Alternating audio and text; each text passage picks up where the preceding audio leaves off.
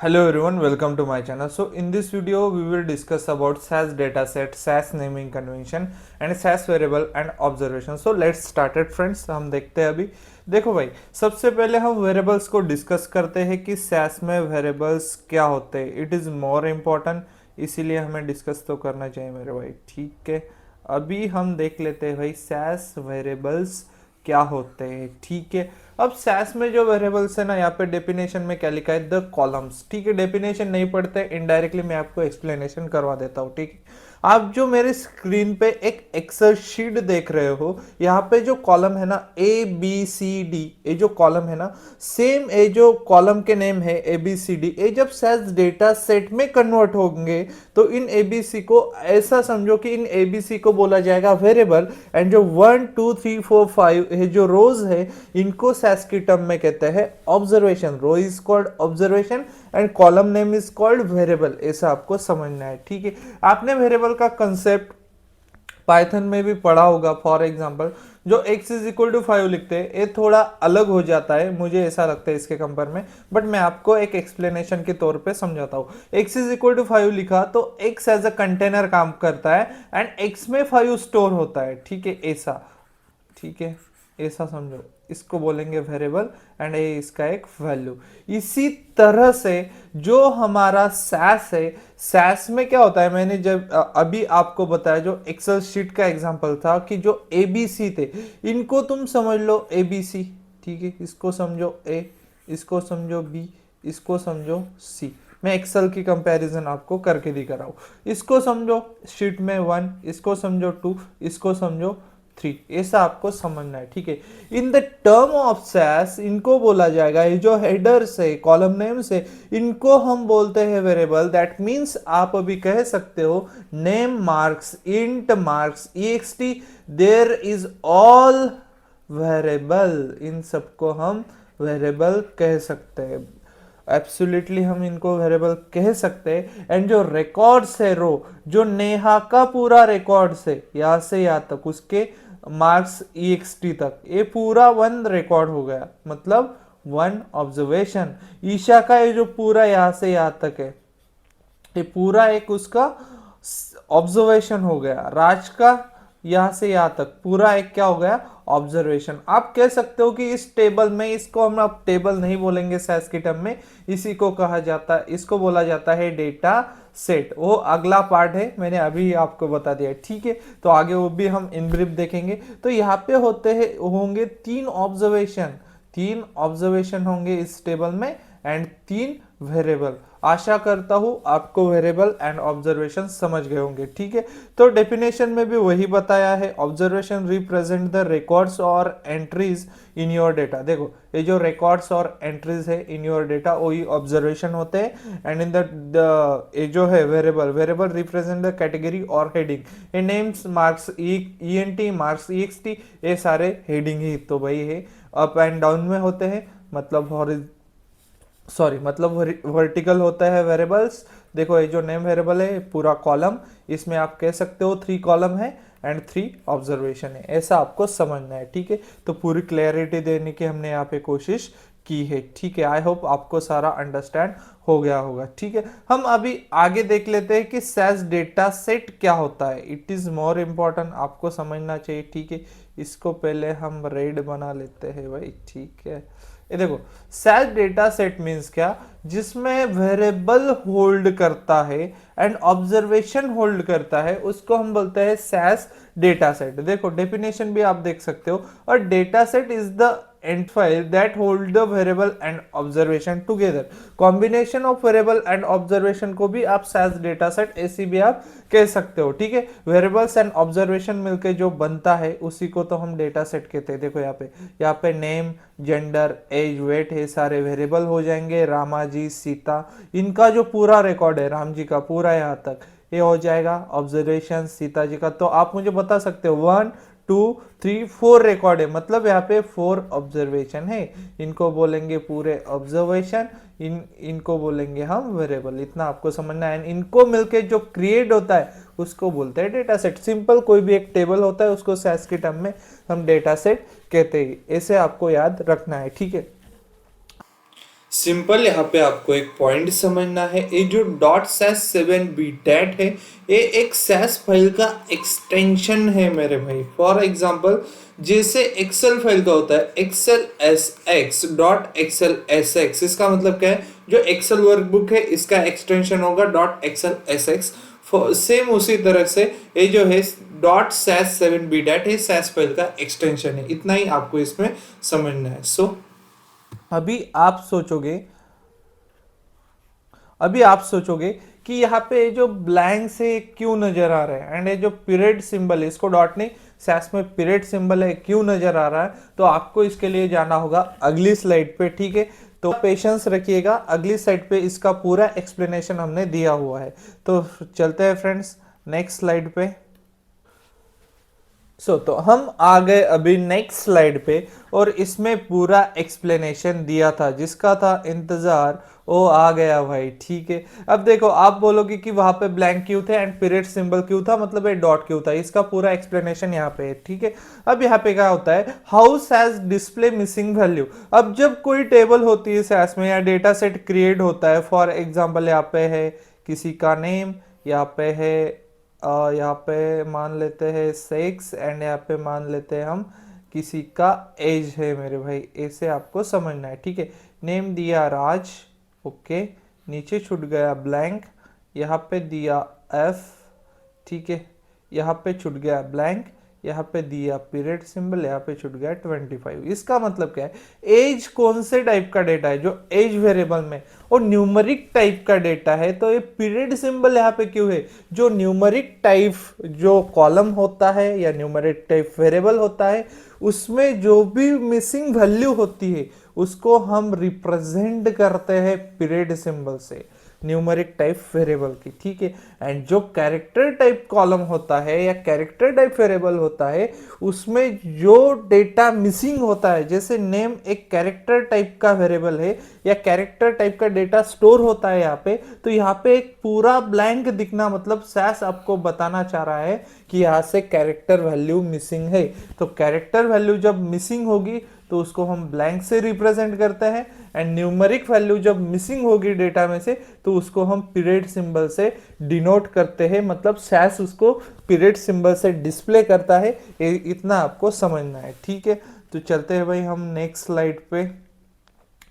Slide पे पूरा इसको इन डिटेल हम फिर से देख लेंगे। तो ठीक है भाई, चलो भाई ठीक है, वेलकम टू नेक्स्ट स्लाइड।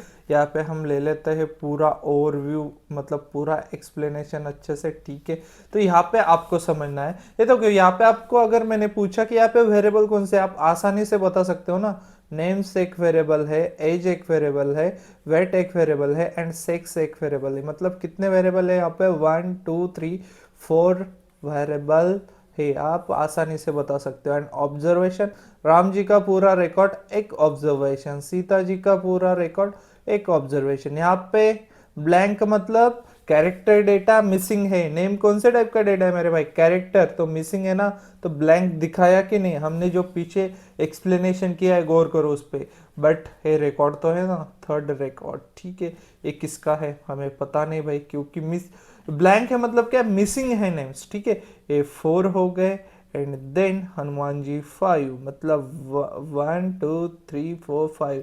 यहाँ पे तुम आसानी से बता सकते हो 5 ऑब्जर्वेशन है।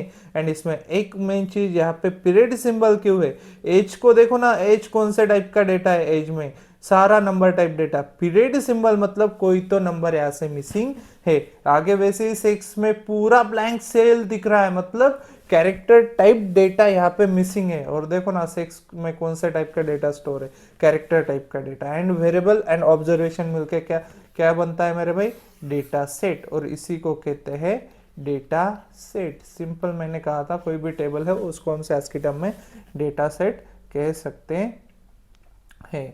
भाई अभी चलते हैं हम नेक्स्ट स्लाइड में। It is a more important SAS naming convention, मतलब जो डेटा सेट होंगे एंड जो वेरिएबल होंगे उनके आप जब नेम दोगे ना सॉफ्टवेयर में, तो उनके कुछ रूल्स होते हैं, कैरेक्टरिस्टिक्स होती है, वो भी पढ़ना बहुत इंपॉर्टेंट है कोडिंग से पहले, नहीं तो एरर आएगी और आप सोचते ही रह जाओगे कि एरर क्यों आ रही है हमारे प्रोग्राम में। तो इसलिए इंपॉर्टेंट है, तो इसको भी हम देख लेते हैं। चलिए इसको हम देख लेते हैं फटाफट से। ओके, हाय हाय, ये पेन क्यों ना आया। ठीक है, अभी हम इसको देखते हैं। एक्स नहीं लिखना था यहाँ पे। ये देखो, यहाँ पे हम देख लेते हैं। SAS names follows a simple naming rule. All SAS variable names and data set names can be no longer than 32 characters. जो भी तुम नेम दोगे, किसका नेम दोगे? डेटा सेट का नेम हो सकता है, दोनों का ही पढ़ रहे हैं हम, डेटा सेट एंड वेरिएबल का नेम हो सकता है। जो डेटा सेट का नेम है, अगर तुमने ऐसा लिखा सेल्स, तो ये इनफ है, ये ओके है सैस के लिए। ओके, बिकॉज क्यों? क्योंकि इसमें कितने कैरेक्टर है? 1 2 3 4 5, तो इनफ है।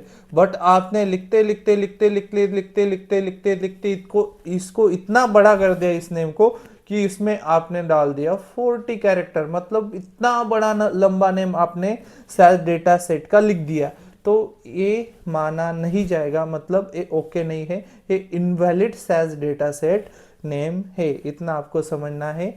इसका मतलब ये है कि नो लॉन्गर देन 32 कैरेक्टर्स, ये सिर्फ 30 कैरेक्टर्स तक। मतलब फॉर एग्जांपल जो सेल्स नाम है, इसमें आप कुछ भी लिखते हो, कुछ भी, बट वो 32 कैरेक्टर्स तक हो सकता है। मतलब 1 2 3 4 5 6 7 8 करके से 32 है, तो ये ओके है, ठीक है, वैलिड सैस नेम होगा। बट 33 भी अगर कैरेक्टर आप डालते हो इस नेम को देने के दौरान, तो ये इनवैलिड माना जाएगा।